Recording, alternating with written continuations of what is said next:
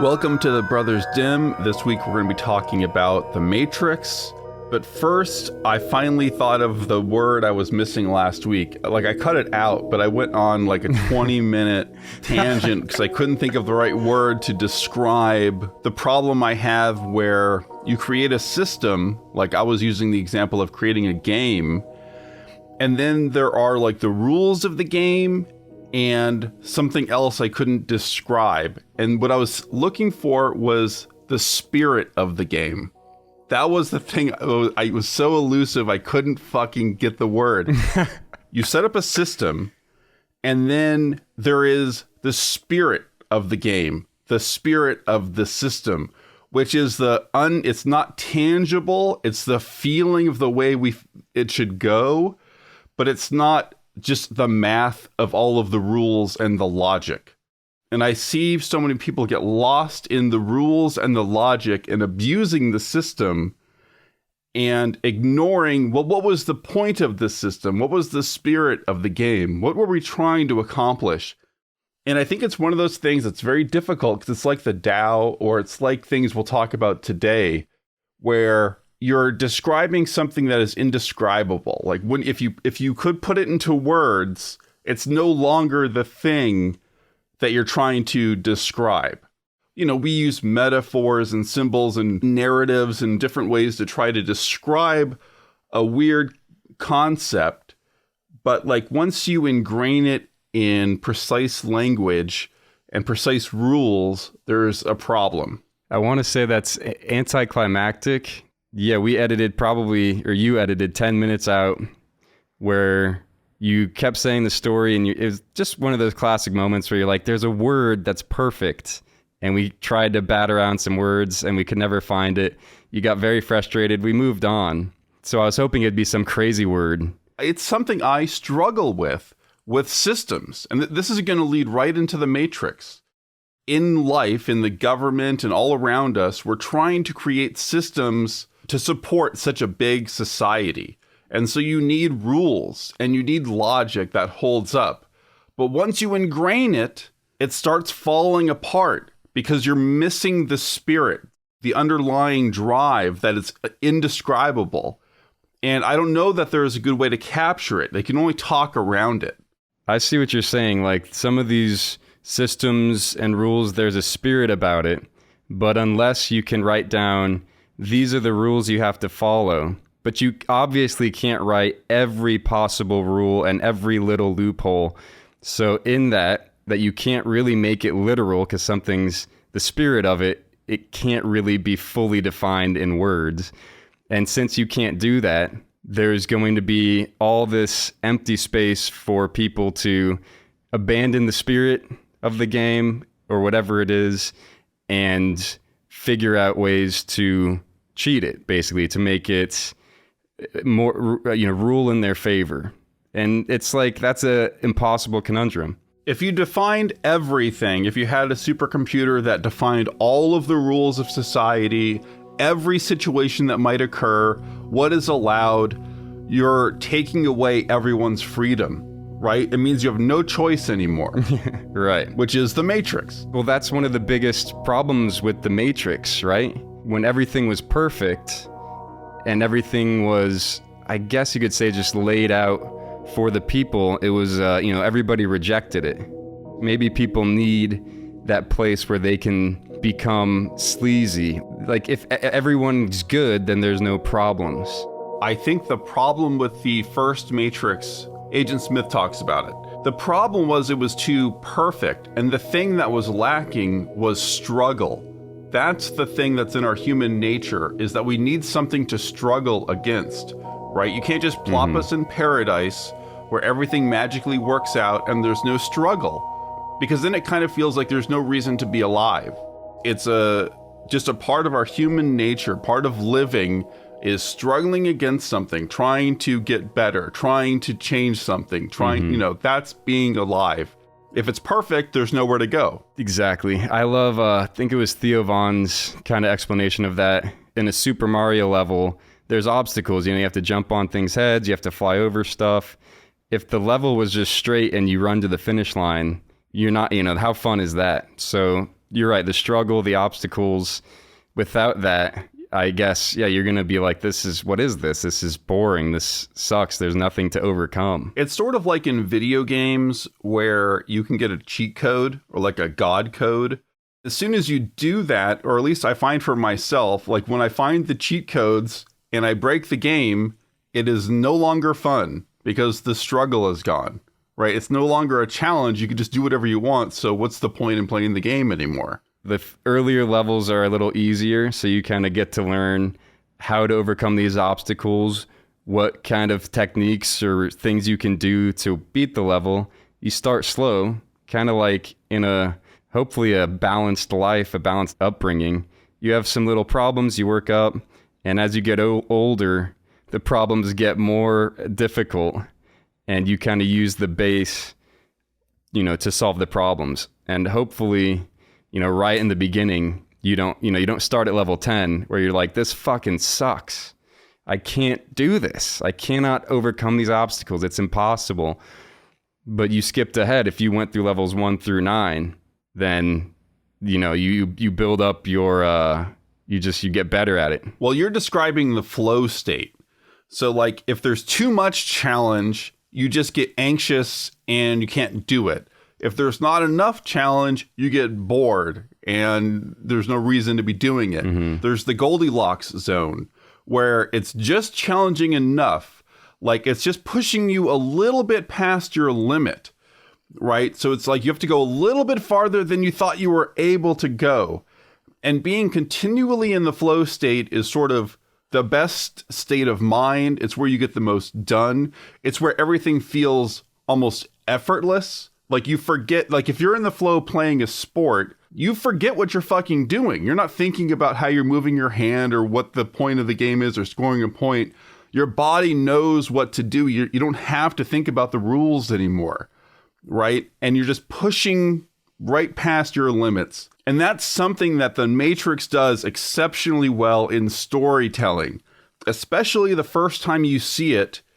It is really feeding you things very slowly and illustrating them through action.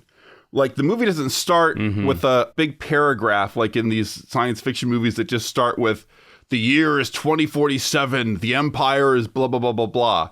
No, you start knowing nothing and you slowly start to understand what's happening. And once you understand what's happening, they push it even farther. And now it gets even more complicated. And you just keep going up these levels. And it's so natural that it does this magical thing. Last week, we were talking about the difference between consuming candy and vegetables in our entertainment. We want to avoid the candy. We want those vegetables, but the vegetables don't taste good. Well, The Matrix is that magic movie where it's both. It's challenging the way you look at the world, but it's really fun. Right? You're never sitting there bored or with your head hurting, being confused and feeling shitty or depressed. It's exciting the whole time. Yeah. And it's expanding your mind. That's basically a perfect movie in my view. If you can do both of those things, totally, man, that's it. That's what I want. Like you said, the way they reveal it is through the craziest, most cool action scenes that we'd ever seen with like new technology and this new something just groundbreaking.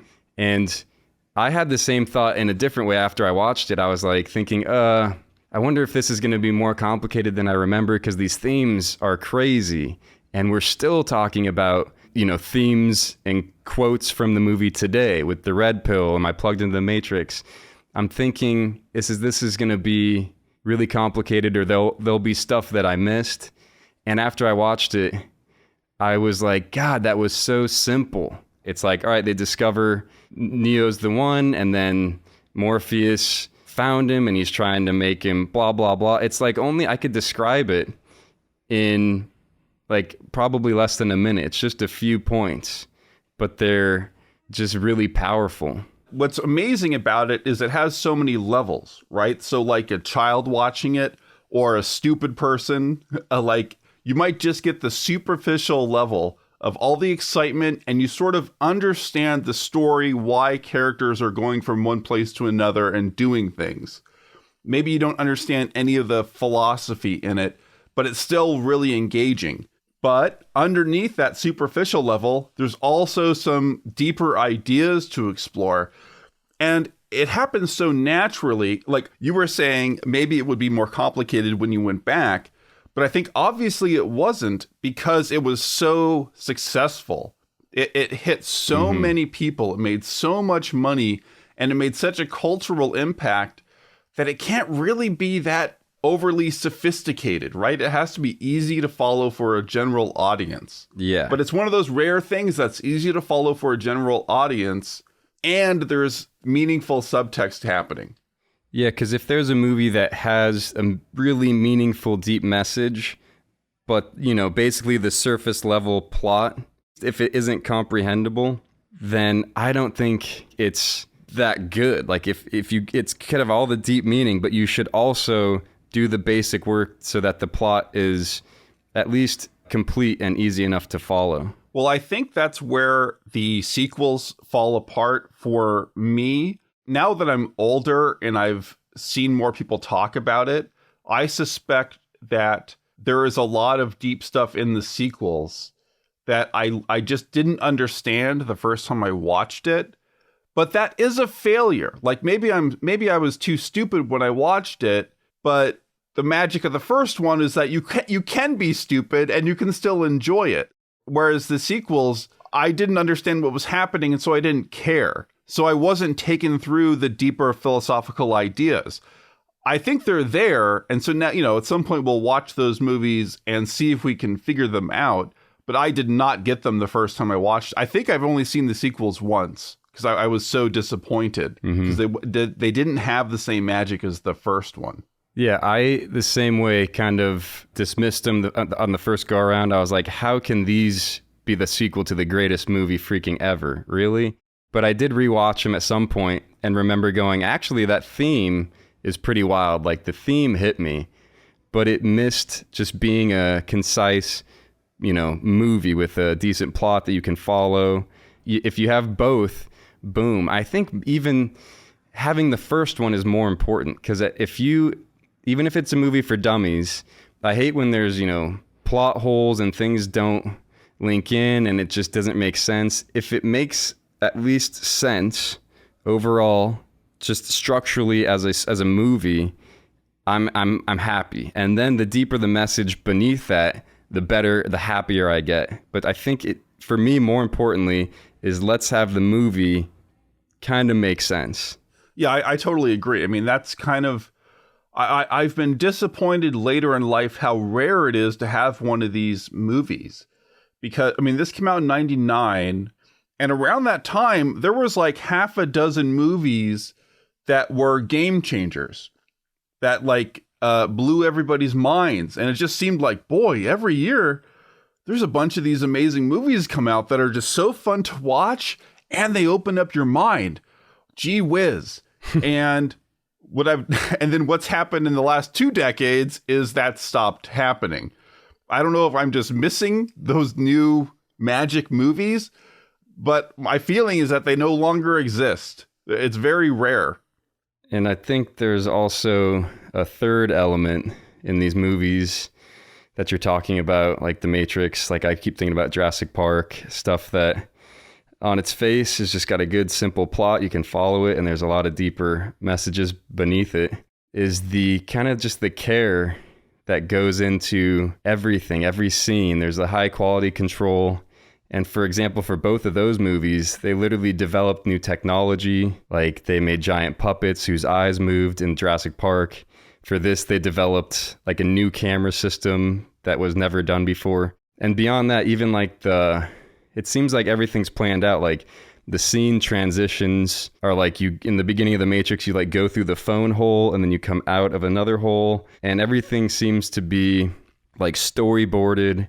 They have a vision, and it's the just, sheer focus and passion to get it perfect or get what you want out, and not just kind of let's grab the camera, equipments, actors, boom, let's do it.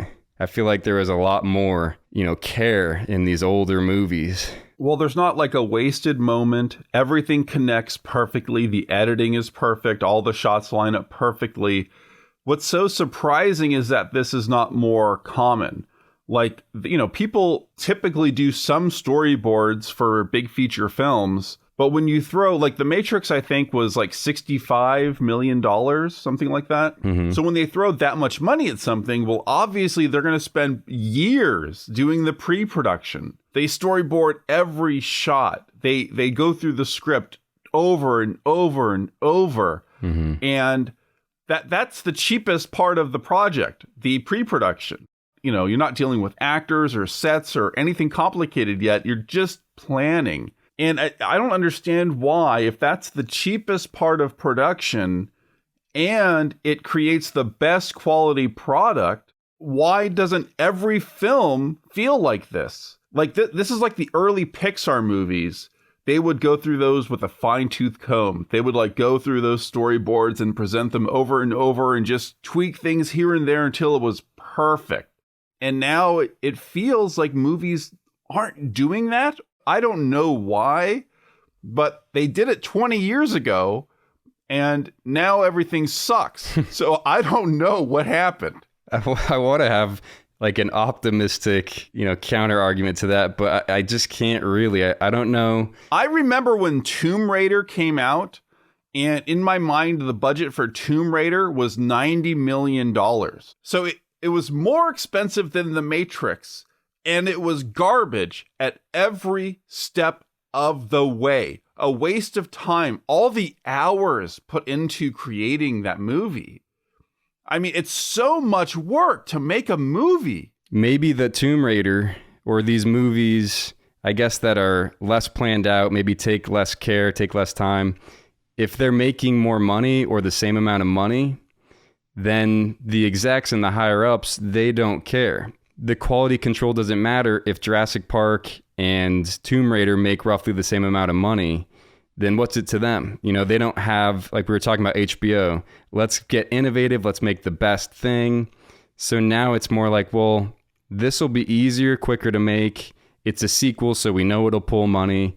And I guess my thought is it's probably money related. I have the same reaction as last week, where I'm surprised that the tricks continue to work, right? Like, you can put out a great trailer, like the Suicide Squad movie. The first Suicide Squad movie had this terrific trailer that everyone loved, and then everyone hated the movie. I wonder how much money that movie made, because you would think it wouldn't continue to make money every week once everyone discovered it was a shitty movie. Whereas The Matrix, that first week, everyone figures out it's an amazing movie, and then it continues making money the next week. And then it keeps making money the week after that, and the week after that. Whereas if it's a piece of shit, it's going to make money that first week, and then everyone's going to figure it out. Isn't that what should happen? It can't just be that, because the people who made The Matrix 2 and 3 were the same people. And I'm guessing they had, roughly the same amount of time, same amount of money. And they didn't really deliver. They didn't do it. They didn't focus on all these details, or something missed the mark. So maybe it's just hard to hit that sweet spot where somebody cares a lot. It's like magic, kind of like flow state or whatever, where everyone's in the zone. I care about this, and it just works out. Maybe there's an element of luck or something like that. I think it took something like 10 years to make the first Matrix, like as far as like figuring out the concept and developing it. And then they made 2 more movies a couple of years later. Mm-hmm. There wasn't as much time planning out every single shot. Like, I think when I return to that movie, I'm going to be disappointed again that it's not as concise and it doesn't fit together as cleanly as the first Matrix. Yeah. Yeah, I think that the magic seemed like it was gone. I mean, if you're making the first Matrix, you're like, dude, this is going to be revolutionary. We're creating these concepts. It's, I guess, a little bit magical or serendipitous or something, and you can't strike magic twice in a row sometimes. It's just a tough feat. Yeah, if they do the bullet time again and do a similar sequence, it's not going to have the same novelty as it had the first time. The first time it blew our minds. You can't just do it again. Yeah. You've got to do something new. Yeah, exactly. I was surprised in the first movie that there actually is foreshadowing about the later story. And the first time I saw it, it seemed completely self-contained. It feels like a full story, a full adventure with a conclusion. and you don't need to see any more of the story.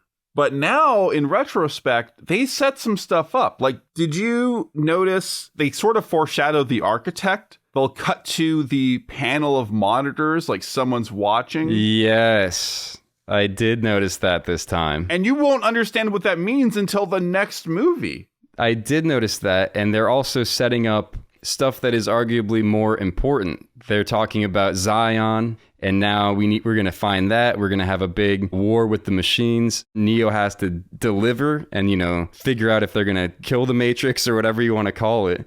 And so there's a lot of shit that they set up, like you said, that I didn't really notice.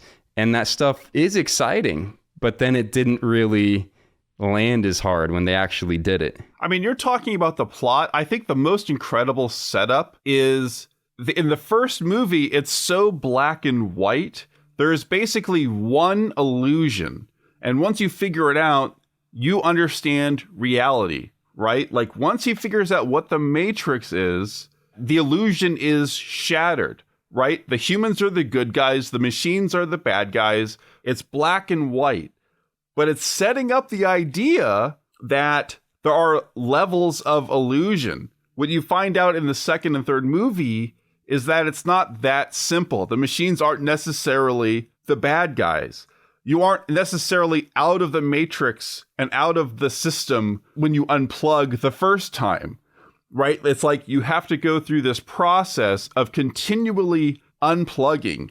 It's sort of like what we talked about a few episodes ago, where people will tend to take a whole bottle of red pills, where as soon as their concept of reality is shattered, they immediately jump into some other concept of reality, right? Like you might have a liberal person who that world is shattered and they become a conservative person. They kind of go full force in each one of these little ideologies, right? As opposed to going, oh, maybe there is a higher level, or maybe I should continue to shatter realities. It's sort of like in the first movie, you just have to shatter one, and that's really easy to understand. But I think there is a setup that is just the beginning of the story. There is a deeper thing happening. And I think that's the main thing I missed. Like in the second movie, when he has powers in the quote unquote real world, I found that really upsetting. The idea that the rules that we had laid out in the first movie are now being broken, that just really upset me. But I think there's something there that I didn't understand. And so for that reason, I'm excited to go back and watch them again. Maybe I'm going to understand something I didn't understand, 20 years ago, whenever these came out. Yeah. Let's talk about just what like red pilling and blue pilling means and why that's so important, because I think there's two options that people take it literally. Because I had a friend, a grown friend, who was pretty spiritual and kind of got into like mushrooms and stuff. And I was talking to him and he was telling me that the movie, The Matrix, changed his life. It literally changed the trajectory of his life, because after that, he kind of thought that we were in like a simulation, we were plugged in, and it changed him like permanently. I mean, I think that is misinterpreting the film, right? Like, I think that same person could theoretically watch Star Wars and then they really believe there's a force and it's literally there. And if you can master it, you can do fucking magic with it, right? Where like you're taking the things that are happening in the movie too literally. It's obviously not literally happening. I feel like the simulation thing is gaining a lot of traction, where a lot of people are taking it literally to think it's kind of a valuable use of time to discuss why we're living in a simulation similar to the Matrix. And to me, that seems kind of like a cool concept, but a waste of time, because I don't think we are. And I think even if we were, it would be kind of a fruitless and kind of, like I keep saying, a waste of time to talk about this simulation we're in that we're not going to figure out if it's ever real or not. There is a lot of belief now in the simulation argument, and there's a lot of sort of thought experiments that you can do. I just have a problem with taking the Matrix literally, where it's like, it is machines that have us plugged in and they're using us like batteries and this and that. Like, I think that obviously sort of doesn't make sense. It's a fantasy, it's an analogy, it's a metaphor, but it introduced this concept that maybe we're in a simulation.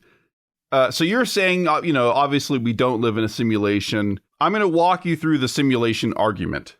This is not the film. This is like the simulation argument from Nick Bostrom. Have you heard this before? No. But walk me through it, and then you could. Okay, go ahead. Do you think it's likely that we're going to go extinct soon, or do you think that it's likely that humans will actually survive for a very long time?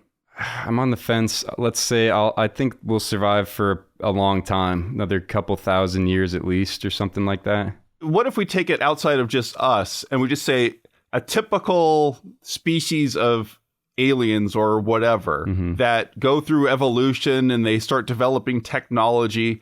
How many of them get to the stage of developing really sophisticated technology and surviving the process, as opposed to developing the technology and then destroying themselves?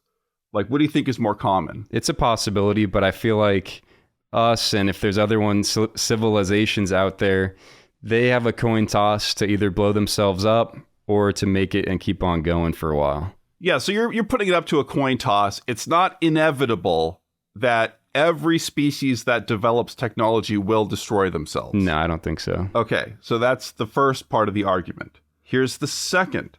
Do you believe that we are likely to continue creating simulations in our world right now? What does that mean? Well, right now we create simulations. We create video games. We create computer simulations of events to predict physics. And we're even simulating people in video games, right? You can play The Sims. Obviously, our simulations aren't so sophisticated that they appear conscious yet. But do you think first, do you just think it's likely that we'll continue creating simulations? It exists, so we'll keep doing it. Video games will continue to get crazier and crazier and more real. So they'll try and make them as sophisticated as possible. I don't see why that would stop. And I mean, this is sort of hard to answer, but do you think that would be common, or is that really rare? Like, if you imagine another species on another planet, do you think they would end up kind of running simulations, or do you think that's a really unusual thing? I would imagine it would be common. I mean, human nature is once you got it, let's go. Aliens might have a different nature where they're more chill out. But let's just say overall, if aliens, other civilizations are doing it, they'll probably be like us and keep exploring. You got to explore. Okay, do you think we will ever get to the point where those simulations will basically be alive? Like we will be able to simulate consciousness? Like the movie Her, or like any of these movies where robots, or iRobot. Ex Machina. Uh-huh. Will that ever happen in our reality? Or is consciousness so special that it can only happen in our organic brain and you can't do it in a computer? You know what's funny that just popped up is I think iRobot would be the closest of the three you just said, just because that AI guy, he figured out how to basically have, I guess, free will. Like, he was breaking his programming. The lines will be blurred. I feel like it will get way more complicated, but I always think there will be a distinction between being human. I don't think I'd ever feel bad turning off a machine. What about Sonny from iRobot? He seemed like he was alive. Dude, would you turn him off? That's a low blow. Or is he a toaster? You can't use Sonny on me. I don't want to turn Sonny off. But logically, I feel like no matter how sophisticated they get, they're simulating that they're existing and they're simulating emotions. So logically, turning them off will never, in my opinion, be like killing a human. I see where your instinct is. I don't think it is that simple. Like, I don't think you can just draw a line and say, at this point, biology ends and machines begin. No, I mean, you're right. It would get blurry. Like, it wouldn't be that black and white. Okay, so let's review. You're saying it's possible for species to survive long enough to develop really sophisticated technology. Mm-hmm. And in those cases, it wouldn't be impossible that they would create simulations. In fact, that might be very common, is that you're simulating different things. Mm-hmm. And it's not impossible that the entities that inhabit those simulations could be so sophisticated that they're basically alive. They're basically conscious. Basically. I'm not saying that this is a fact, but I'm saying you're saying this isn't impossible. Yeah, that one would be harder for them to become conscious and stuff. But all right, let's say, yeah, basically it's possible. I don't know. So that last step you're uneasy on. Yeah, I guess so. But if you go through that whole process and you say, okay, all that is possible, you end up having to imagine that there's going to be more simulated entities than actual organic base reality entities. Because for every base reality, for every species that develops this, they're going to develop a huge number of simulations, right? Like I play these video games with thousands of characters, right? And if they were all alive, that would mean like there's one organic me and then 1,000 people that live inside my computer. Are you counting people in like in a video game or just? There are more video game characters than human beings. And so already we have more digital people than organic people. It's just that today these digital people aren't conscious and aren't sophisticated. But maybe one day they would be. Okay. And that's... So what follows? Are you more likely to be the 1 in a billion organic person or the much more common digital entity? If I put it in the context of robots, I can say sure. But I don't know, when you talk about like in the video game, it's hard for me to even wrap my head around it because you turn it off and it just goes away. It's just kind of like it was a movie or whatever. It's just off now. But robots, I could. The robot's still running a program. It's just a physical manifestation as opposed to in a computer simulation. I don't see the difference. Mm-hmm. But anyway, that's the entire argument.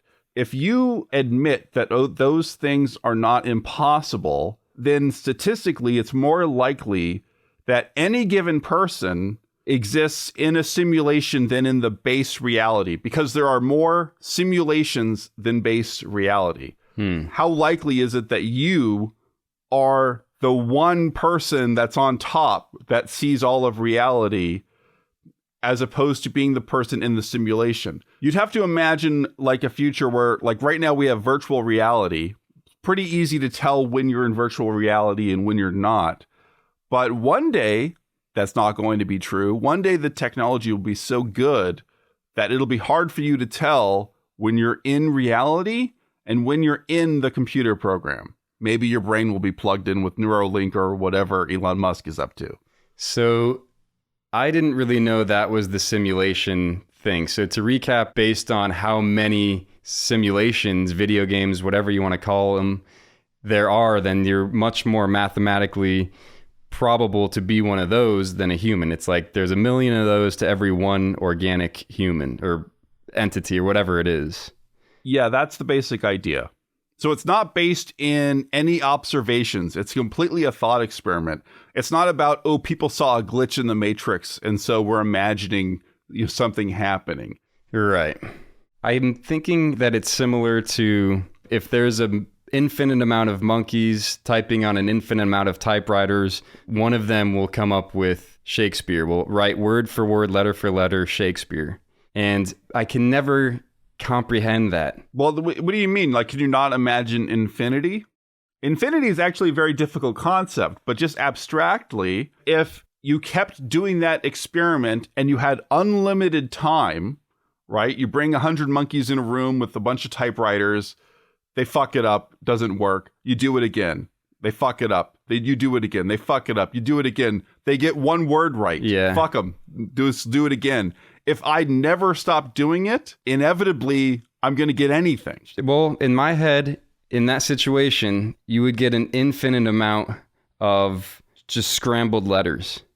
That's how I feel. Like if you have those monkeys an infinite amount of time. But that's not infinity. What you're describing is if they did it 10 billion times, right, you're going to get 10 billion examples of scrambled letters that are meaningless. Even if you did 10 billion or 1,000,000 trillion times. Yeah, that's what we're talking. If you did it 1,000,000 billion trillion times, you're still very unlikely to get Shakespeare.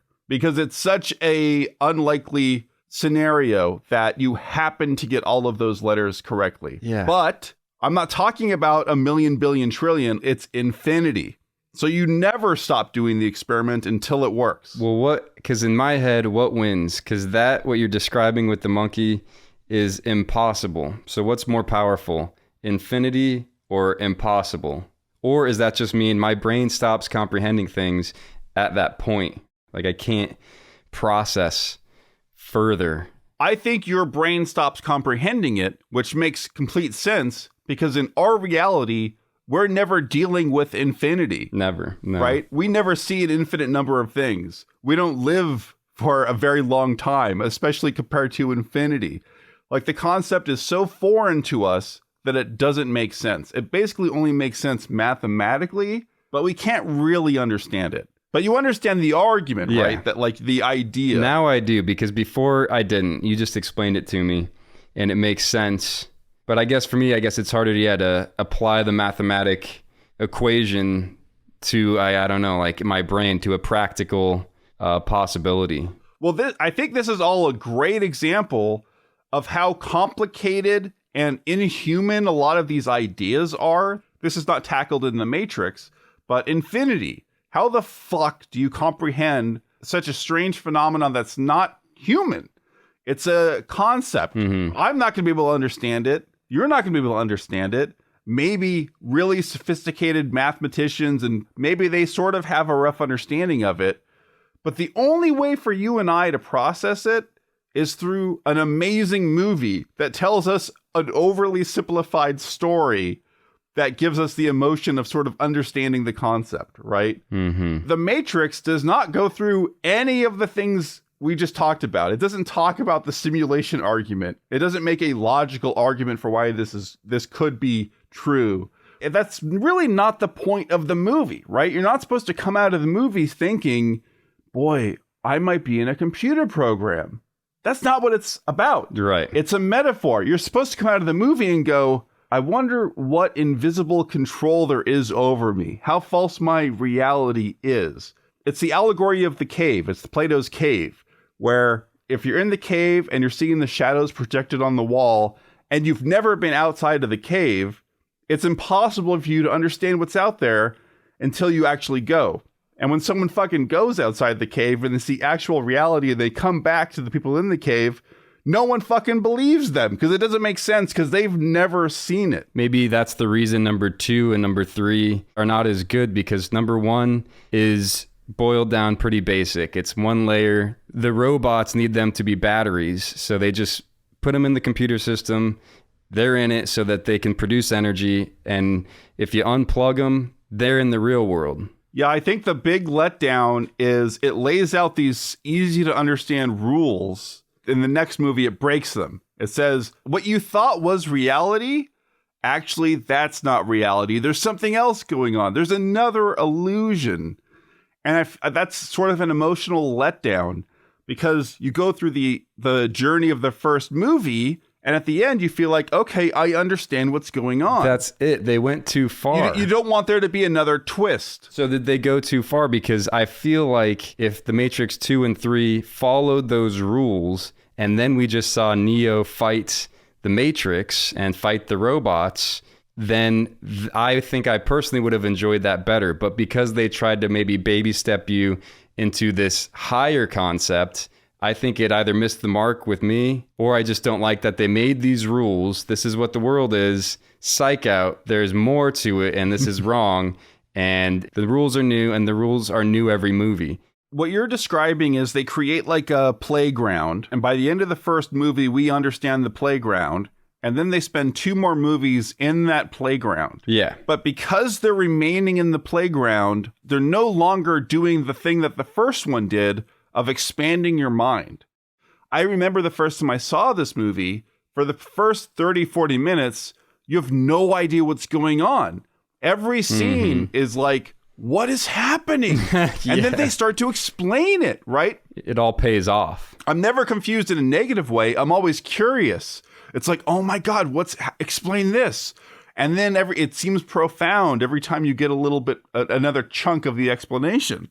But like that process of the expanding of what reality is, expanding what your idea of the world could be, implanting those ideas in your head, that is really difficult to recreate because now we've done it, right? We've explained the rules. We went through that process, and you can't really recreate that except to go to a higher level.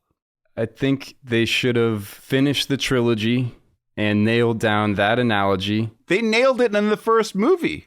What else is there to deal with that story after the first movie? Yeah, I mean, you might be right. You already know what's going to happen, right? Like, you know, now we're in a war between the machines and the humans. And then what you want is the next two movies to just be that war. Yeah. But not introduce any new elements to it. No, because, I mean, that would still be entertaining. You're right. It wouldn't introduce any new mind-opening, themes or whatever. It would be more entertaining and understandable, but the missing element then becomes the mind expansion, right? Like going up a level. Yeah, but that would have been entertaining to watch.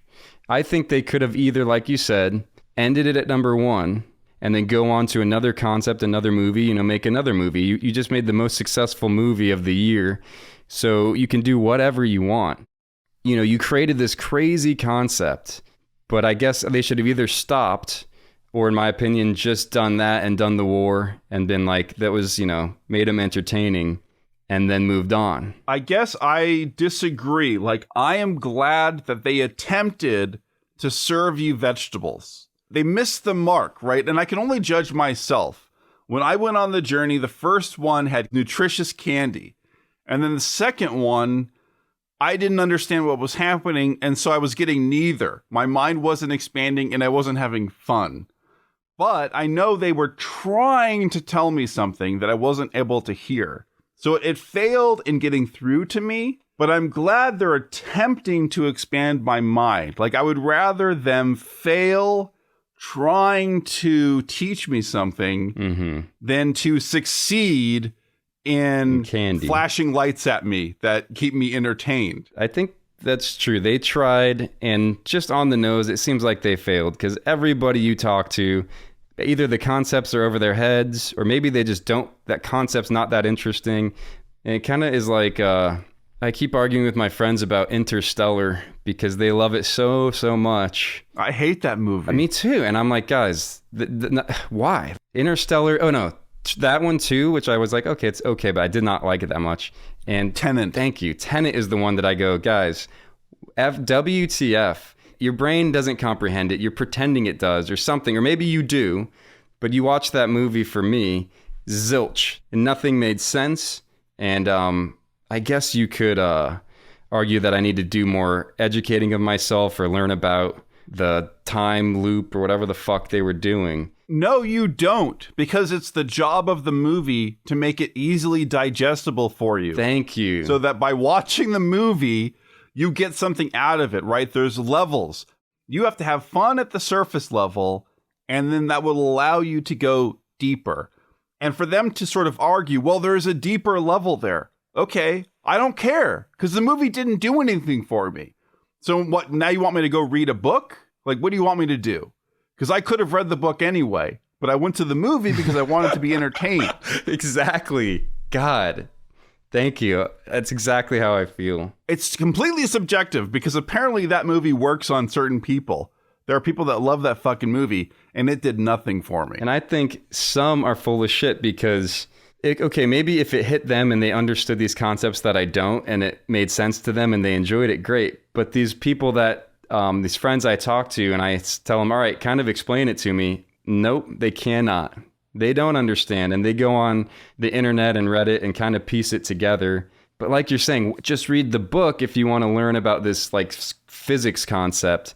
A movie has to do its job where it should at least make sense in a plot or, take you along and connect to something. It didn't do that at all. Like, there's movies definitely that I like, just I don't even know why. I don't understand. Especially when I was younger, I would watch them. They would move me emotionally. I would love them. And I didn't really understand the underlying themes. And then later I rewatch them and I'm older and I'm smarter, or I know more stuff. And I go, whoa, totally missed that. That is in there. I just liked it because of, I don't know why. It was just touched me. And now I can put my finger on, oh my God, this movie was about free will or something that as an 11-year-old, I had no idea, but I still loved it as a movie. And the reason I think that's so important to have sort of the multiple levels of understanding is that if it actually has that spectrum, then it can catch you wherever you are on your personal journey. Mm-hmm. The more I grow as a person, the more I'm going to see in the movie and get something out of. We should start wrapping up, but I really want to get to sort of your take on the central theme. So like, all of that said, what did you get out of it? Like, what is this movie about to you? To me, the blue pill is continue listening to people, social norms, social structures, continue believing what your tribes say, do kind of what the norm is, do as you're told, these just social traditional norms. And to me, the red pill goes, why don't you want to take this? You can think for yourself. No one can tell you, what your beliefs are, what you want to do. You should question everything. You should say, why am I doing this? What do I like about this? Do I want to have kids? Do I want to believe this? I'm being pretty general. But to me, the red pill basically goes, there's no rules. You can do whatever you want to do. If you are passionate about something or whatever it is, you can go after it. And you don't have to play by these rules that they say, you were born in this area, you can't accomplish this. You have to stay with your family, you have to stay with your community. To me, the red pill is stating, I know what's best for me, and it's hard. It's becoming an adult and realizing only I can make the decisions that are best for me. And I can't rely on friends or family or social norms or structures. I live in them, but I can't rely on them. So that to me is the red pill, blue pill moment. I mean, what's so great, I think, is that there are lots of interpretations because I get a very different feeling out of it. What's yours? So I think it's important that it's not just that you're conforming to society. The element that you didn't mention is the malicious entity in control. You're following the rules and doing what you're supposed to do, and you're ignorant of reality, but things are comfortable, and that's giving your power to someone else. I guess it's saying what you said in a different way. You're giving your freedom away, and that means you're empowering something that maybe could be evil. You don't even know. You don't even want to think about it or look at it. That's taking the blue pill. I also think it's important. It's a big theme is that you have a choice, right? Morpheus offers it up as a choice. He doesn't just get red pilled. It doesn't just happen to him without his agency. Like, he gets to make a choice. Morpheus can show you the door, but you have to step through it. So that's like where the freedom is. You have this choice to remain ignorant, or if you take the red pill, become more aware of reality, but it's fucking harsh. You can't just sit on the couch and watch Netflix all day. If you're aware of the reality that you're contributing nothing to society, you can ignore everything that's going on and turn your brain off and empower corporations or governments or whoever is above you. Or you can claim your agency, but it's going to be a fucking struggle. That's the core theme that I sort of got out of it. You have this choice. And it's kind of like this touches on, because we're kind of talking about free will too, in a way. And I feel like everyone has Matrix unrelated, I feel like everyone has the ability to have free will, but only if you tap into it and use it. Humans have the capability to think for themselves, to have free will. I don't think everybody uses it. And I think that's kind of the red pill moment is like, it's like, do you want to use your free will?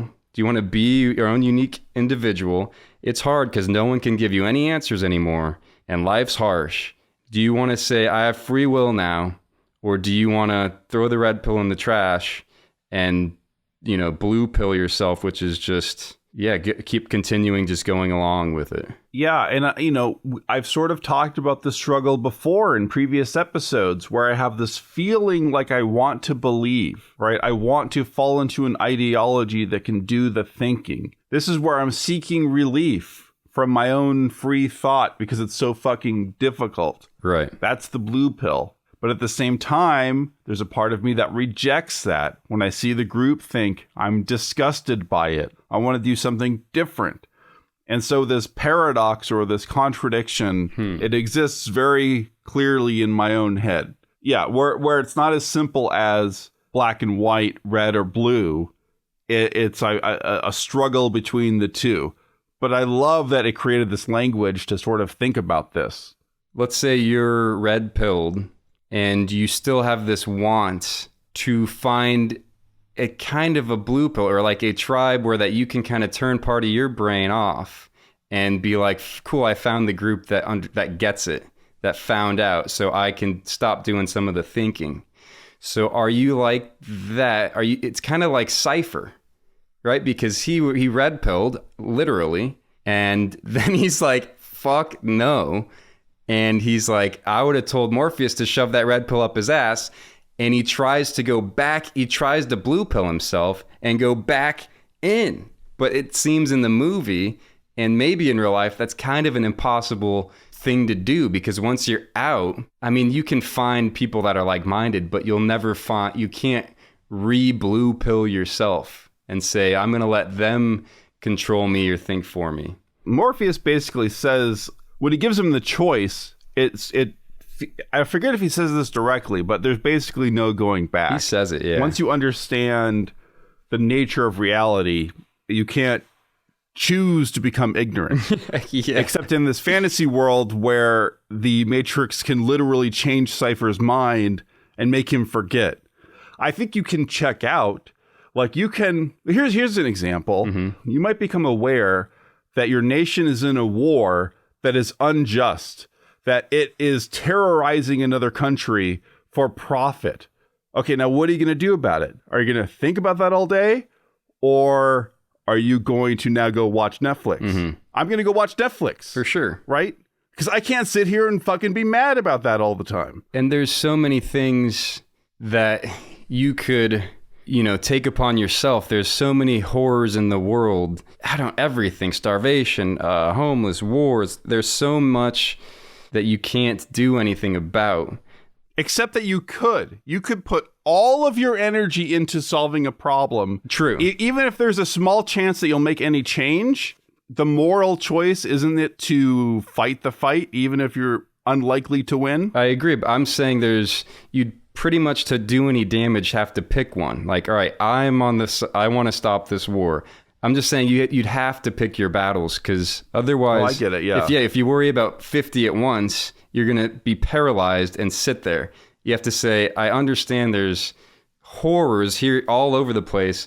Which one do I feel most strongly in that maybe I can contribute the most, and walk that direction? Yeah, I'm not saying you have to turn your back on all of them, but there's so many, you would just be sitting there destroying yourself if you thought you could solve them all or even help in any way in all of these problems. It is hard to prioritize and decide where your effort should go because it's so complicated.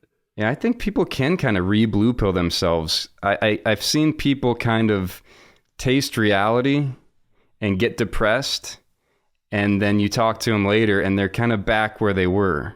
They realize it's hurting them so much, and they kind of let their brain trick them and slip back into ignorance.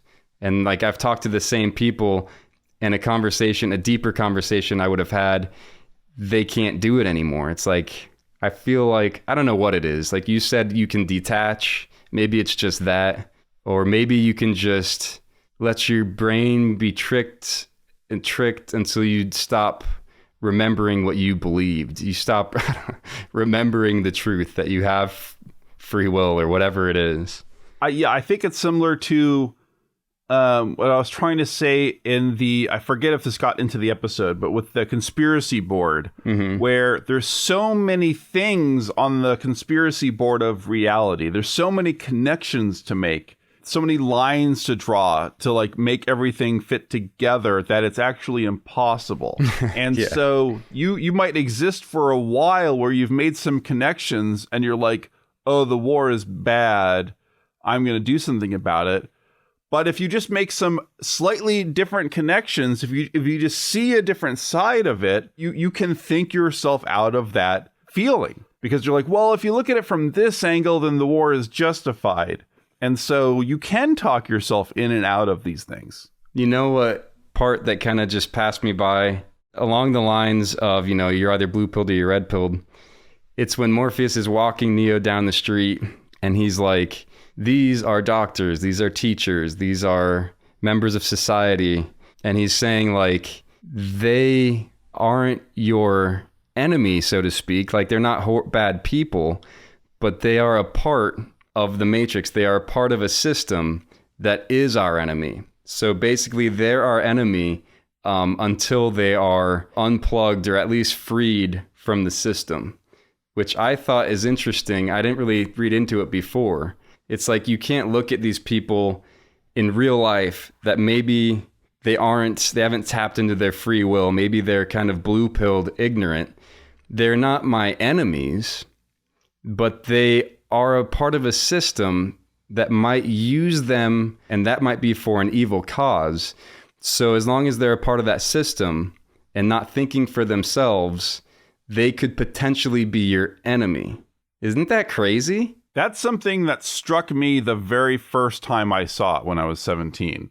It hit me on this emotional level, and it was the violence towards people that you could see as innocent, right? It's the lobby scene when they have to go rescue Morpheus. Yeah. You have all of these police officers who it's their job to guard the lobby. They don't understand the nature of reality. They're just doing their job. Those are people that are plugged in somewhere. Yeah. And if you kill them in the lobby, you're killing a human somewhere. And so when they're doing that violence, the first time I saw it, I had a real problem. I'm sort of disgusted by it. Like, I don't like just murdering innocent people. Mm-hmm. But I think it is complicated for exactly the way you described it, where it's like those people aren't the enemy, but they are an agent of the enemy. Mm-hmm. And I cannot make sense of that and make a moral decision. And I think that's a problem. That means I can't be Neo or Morpheus. Yeah. I can't go the full distance in my head. The needs of the many outweigh the needs of the few. Okay. You didn't really answer my question about, could you be Cypher? Or, I mean, I don't think I could be Cypher. Or not Cypher, but you mentioned before that like you still have this little hope or some kind of hope that you find a kind of a, a community to follow and be able to turn off a little bit. Yeah, I think that's totally normal. Uh-huh. Yeah, I think we're sort of seeking relief. So can we touch then, Cypher is the coolest, most evil bad guy ever in any movie. He was the coolest, having the most fun with himself, cool character, and the one that was so easy to hate. He wants to go back, and the deaths are so unsatisfying or whatever. It's just like plug pulled, two main characters gone. And he's still cool, or like such a fun character, and does the worst possible thing. He's such a great villain, Cypher. Well, it's so incredible. It's so well written. Mm-hmm. They don't have hours to explain his character. He's in the movie for maybe 10 minutes. Yeah. And in that time, they fully understand where he is emotionally, why he regrets now being, living in the harsh reality. And you can imagine as a viewer, yeah, I can see this. Maybe you would want to go back. We can understand his motive. And then it just goes to the extreme. Well, if that were the case and you could go back and be ignorant of anything evil that you did, well, then maybe you could do anything evil. You could kill people because you'll just go back and not know that you did it. Yeah. And so like, you fully understand his side. It totally works. And I honestly probably wouldn't be that mad if he just gave them Morpheus. He blames him. I don't think it's the right thing to do. But if he was like, fuck you, man, you took me out and now I'm in this torturous world.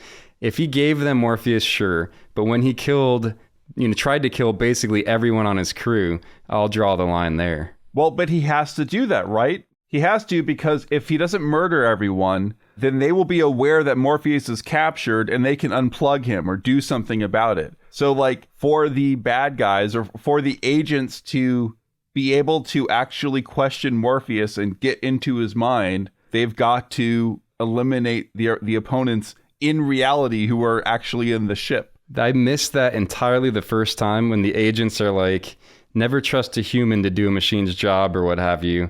But I didn't realize oh, they're not going to get the codes because now they can pull the plug because Cypher didn't do his job and kill everybody except for Morpheus. Man, what I loved about Cypher, like that whole arc, is the very moment at the end when all he has to do is unplug those people, and he unplugs APOC and he unplugs Switch, and now he's going to unplug Neo, and there's nothing to stop him, right? There's no one alive on the ship. There's no obstacles in his path. There's nothing to stop him from killing Neo.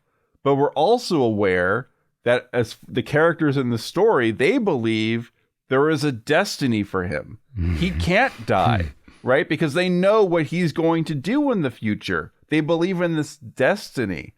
And so you're in this impossible situation. He's like, okay, I'm going to kill the one. There's nothing in my way. And if you're right, if your belief in this phony baloney belief you have, if that's right, well, then the miracle has to happen. Something's going to have to stop me. And then the last thing he says is, I don't believe it. And then he gets killed. God. It's incredible. Every fucking line of dialogue is perfect. Yeah. You notice how many times they call Neo Jesus? No. They say it over and over. When People go, Jesus Christ, you're my savior, man. They say it all the time. That was another one that I missed. I mean, I got the relevance, but when he's like, how can he be the one if he's dead? It's so... I didn't really even catch the I don't believe it, because he didn't believe that he was the one. Yeah. How wrong was he? They do it over and over again where there's like throwaway lines where there's like, once you get it, there's an obvious dual meaning. But the first time, it just brushes right by because the movie is so entertaining that you don't need to pick apart every line of dialogue. But there's a lot of like secondary meaning all over the place. God, is there a religious element to the movie? 100%. God, man, I don't even know if I didn't catch that really. The Father, the Son, and the Holy Ghost. Morpheus is the Father. Mm-hmm. Neo is the Son. Trinity is the Holy Ghost. You know what else I missed is the Buddhist element, because I never understood this, but he explains that there was somebody born in the Matrix that had the ability to change it at will, some kind of deity or godlike creature, and that person started unplugging people, and then that person died, and in their prophecy, in their belief system, he's going to be reincarnated through someone, and then that person will be the one. Just like in Buddhism, when the Dalai Lama... when one dies, they go on a search, find another kid. They go, you're the ghost reincarnated. Is that what they were doing with Neo? What's important is that they believe it to be true. I think what's so interesting when we watch the next movie, and the thing that, was disappointing, but now when I'm older, I think I'm not going to be as disappointed, is that in this movie, they believed him to be the one. And Morpheus has all this dogma. He just fucking believes it no matter what. Mm-hmm. And in this movie, at least, it seems like it's real, right? A miracle does happen. Like Neo is saved. It seems like he really is the one. Yeah. Then you find out, well, maybe he's not. Like, maybe that's not what's going on, right? And that's so interesting because then Morpheus is not clearly a justified good guy, right? He's operating on all this dogma. It's only because he's on the side that we interpret as correct that we like him. God damn, I want to watch the next ones. We're going to return to this before the fourth Matrix movie comes out. I mean, I just think that there's so much here that I find moving, and I think it's worth talking about because it obviously moved the entire world. Everyone knows what the Matrix is, and so like it's worth pausing on and breaking it down. So powerful. I can't think of any other movie that is as relevant or as powerful 20 years later as The Matrix. We lived through it, so we existed in the world before The Matrix came out. We understood what the world was like when the movie came out, and now we understand what the world is like after. But when you talk to a young person, it's kind of easy to dismiss this movie because they didn't know what the world was like before The Matrix. They've already seen all the movies that sort of have copied this. Like, this influenced so many things in pop culture. God, that's so true. If you've never seen it, but you've seen everything else. You just assume, oh, it's another one of these. Like, you don't realize, oh, this didn't actually exist before. So it can be disappointing for people who weren't in the world at that time. That's crazy. I'm glad we got to live through it. So maybe a few people who study philosophy knew about this, but The Matrix introduced a theme to the general population that until that movie, almost nobody knew or really thought about, unless you were kind of a deep thinking philosopher type who'd read Nietzsche or whatever. I had heard about Plato's cave. Like, I think we studied that in high school. But I remember even just that story, the allegory of the cave, I remember having an impact on me. It made me really think about things in a different way. Mm-hmm. Imagine for a second that The Matrix didn't get made.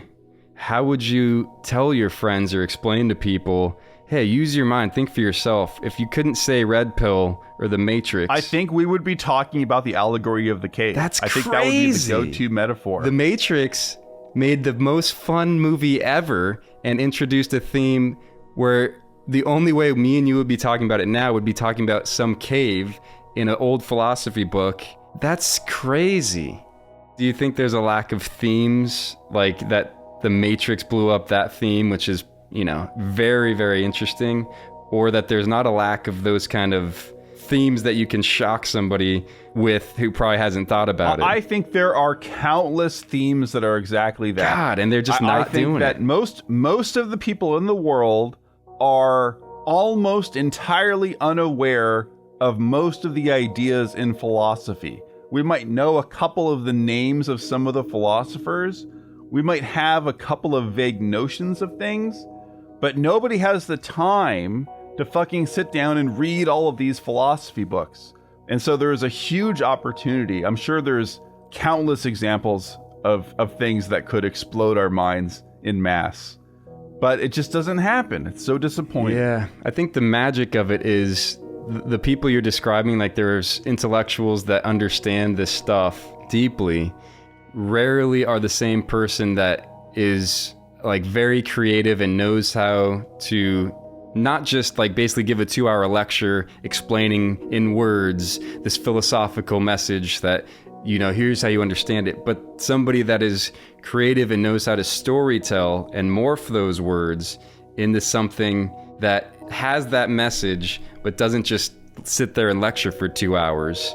The combo of this creative person with this, deep intellectual person, maybe that's not as common as I think. The Wachowskis aren't deep philosophers. They were fucking nerds, and they liked comic books, and they read a couple of these books, and they saw some stuff in comic books and anime and other films. They were geniuses in their own way, but to create a movie like this, you don't have to be a philosopher.